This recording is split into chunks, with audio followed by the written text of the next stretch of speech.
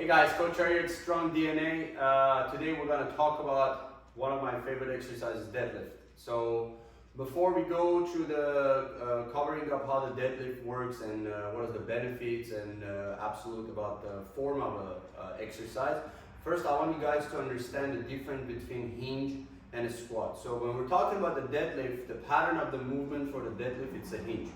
One of the best ways that you can teach your patients, your members, your clients that what's the difference between a squat and a hinge is ask them to stand in front of a wall about a couple of feet away, and then from there you're going to ask them to perform a squat.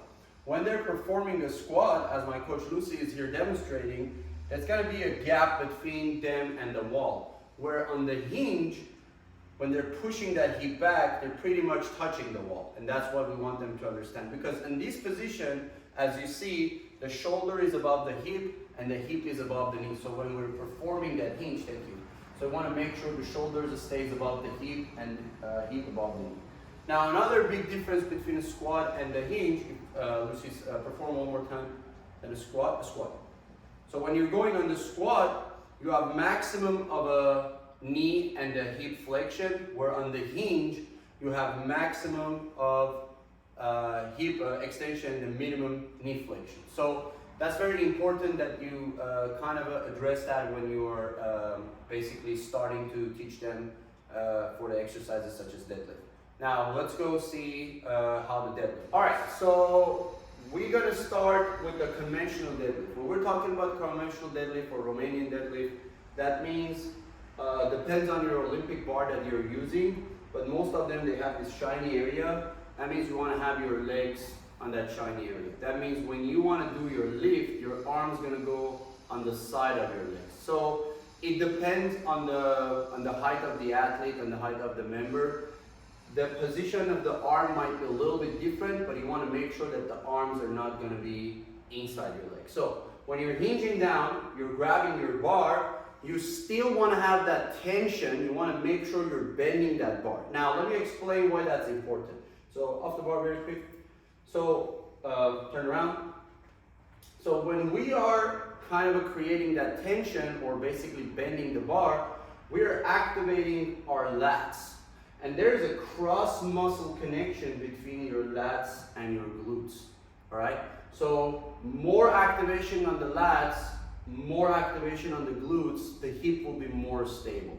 And that's going to make your deadlift easier. That means that it will help you to lift heavier. Alright, let's get back to the technique again. So you're getting in the position, you're making the bar straight, your shin is touching the bar for sure.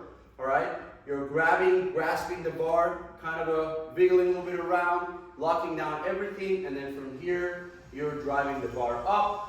Locking everything, eyes forward, you're making sure your rib cage and the pelvis are connected, so your abs are engaged, you're squeezing your glutes, and the same way, keeping everything tight, you're driving the bar down. That's it. Right? Now, benefits of the deadlift, obviously, it's one of the best strength exercises. It helps you to lift heavy stuff from the floor on your daily routine, whatever you're doing. Plus, it's a great core exercise. So hold tension, fighting the gravity comes on your core. It's a great exercise to strengthening your hamstring and your glutes as well. So it's one of my favorite exercises pretty much for all of my athletes. Another variation of the deadlift that you can perform, we call it a sumo deadlift. So that means you have your legs about double shoulder width apart, or again, depends on your bar, you're kind of in between this area of the bar, like basically between where on the conventional you have your hands on and between this first ring, all right? But again, depends on the height of the athlete.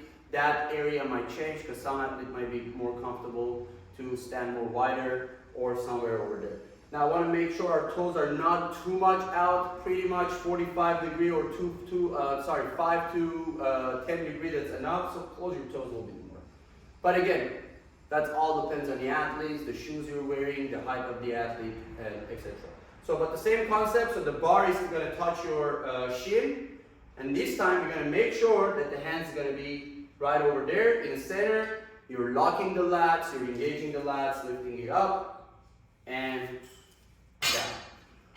So the exercise is going to be a little bit different if you're a power lifter or you're an Olympic lifter. so we're not going to get into that at this video, but that's how deadlift works. And either conventional or sumo, you're still getting the same benefit out of your deadlift. So still the benefits, the advantages is the same.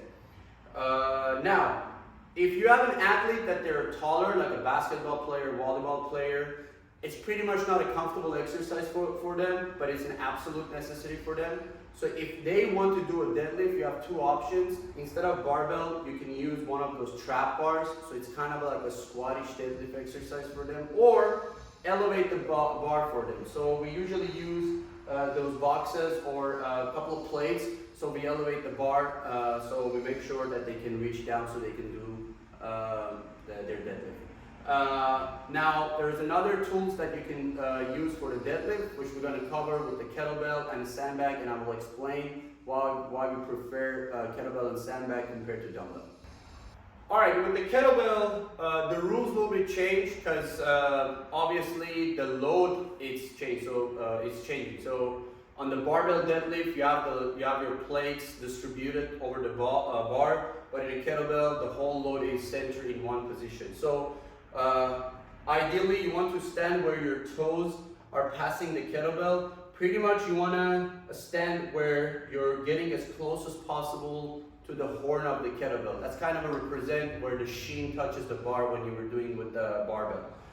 But everything is the same. So there's the same hinge pattern. So we're going to pretend there is a wall behind us. So we're touching the wall, locking the lats by bending the kettlebell horn, and shoulder is still above the hip, and then hip is above the knee. Shin stays as vertical as possible. And from there, you kind of want to pretend you're pushing the floor down. As one of my mentors, Pavel Tsatsouline, you have this picture back there. It says, push the earth away.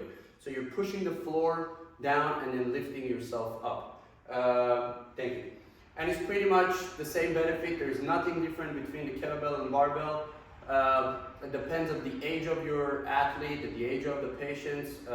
Sometimes using the barbell for older population, maybe it's going to be a little bit complicated. Kettlebell is safer, it's easier, it's faster to set up, and they don't need to put the plates back and forth. Another great tool that I like, and we use that a lot with our patients, is a DBRT Ultimate Sandbag. With the sandbag, another benefit of this is you gotta make sure the sandbag is on your toes first before you start, because we want that bag as close as possible to our shin. Another benefit is because it has these nice parallel handles, it gives you the opportunity of engaging your lats, and you have the chance, you kind of feel that compared to the barbell and the kettlebell. Sometimes it's hard for people to understand what's the meaning of bending the bar, what's the meaning of crushing the kettlebell horn. But the handles of the sandbag, because you kind of feel physically something is moving, it makes people to understand how the lats are getting engaged. So, the same thing, another variation, you can use that, pulling the handles apart, same concept, everything is the same, benefits is the same. However, with sandbag, the load, the sand is shifting aside, so your body is kind of unintentionally working with the balance, the core is more activating. Alright, now, after this stuff, after when people are getting comfortable with their deadlift, there are different variations of the deadlift that you can apply to your athletes and patients. For example, we have the single leg deadlift, so one leg is stable. We pretend Coach Lucy has a weight on right now, but as you hinge down, you basically have one leg extended. Now, if some people, they have a hard time on the balance part, we usually start with a step back deadlift. So, now either they have one step back and they're hinging, or they can kind of pretend that they're stepping back and forth, because eventually that step back is going to turn to a single leg.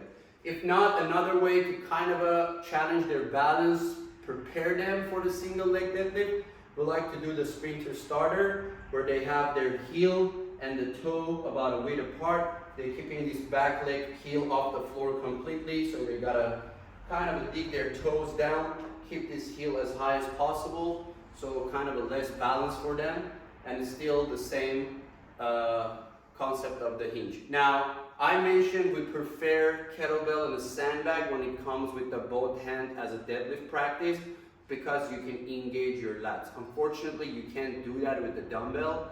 when you have two separate dumbbells, despite how hard you squeeze the bar on the dumbbell, but it really not really activate your lats. So, but when it comes to single arm, again, kettlebell, our favorite, sandbag, another tool. We want that lats as much as possible to be engaged.